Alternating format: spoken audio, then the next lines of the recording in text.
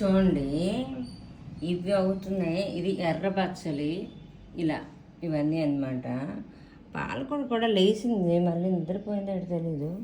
ఎర్ర బచ్చలి ప్లాంట్స్ వాడు ఇస్తారు కదా ఇలాగ కొమ్మలతోని, తోటకూర అని ఏదో అని. ఎవరికో నేను అడిగేసరికి మీరు తోటకూరలు గట్రా కొనట్లేదంటే, ఏటో కాలువలో కంపు వస్తుంది, అందుకే మేము కొత్తపేట నుంచి తెచ్చుకుంటున్నాము అని అన్నారు. ఏం లేదు, చూడండి ఆ ఒక్క ముక్కల్ని మీరు ఇలా వేసేస్తే మళ్ళీ బతికేస్తాయి. చూడండి, కొత్తిమీర లెగుస్తుంది చూడండి. కానీ దానికి తగిన ఇదిగా ఉంచుకోవాలన్నమాట.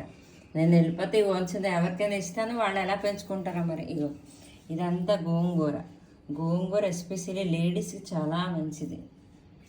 కొత్తిమీర బతకడం చాలా కష్టం నా దృష్టిలో. ఇవి మీరు అప్పుడు మీరు ఫస్ట్ తెచ్చింది మీకు ఇష్టం లేదు, ఆకు పెట్టేయండి, నెక్స్ట్ కదా. ఇలా మీరు ప్లాంట్ చేసుకుంటే మీ ఇంట్లో మీరు ప్లాంట్ చేసుకున్న ప్లాంట్సే కదా, మీ ఫుడ్కి మీకు అయిపోతుంది కదా. మీరు తెచ్చిన ఆకుకూరలు కట్టలు అనేవి వేస్ట్ అవ్వవు, మీకు ఎంత కావాలో మీరు అంతే గిల్లుకొని తీసుకోవచ్చు అనమాట.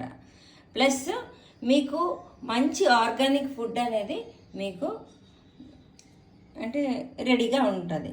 నేను తప్పులేమని చెప్పుంటే మన్నించండి. నేను ఈ విధంగా చేస్తున్నాను, మీకు వీలైతే మీరు కూడా ఆ విధంగా చేస్తారని. పాలకూర కూడా లెగిసి ఉండేది, అది ఎక్కడో మిస్సింగ్, చనిపోయిందా మరి. సరే, ఇంతటితో సెలవు తీసుకుంటున్నానండి.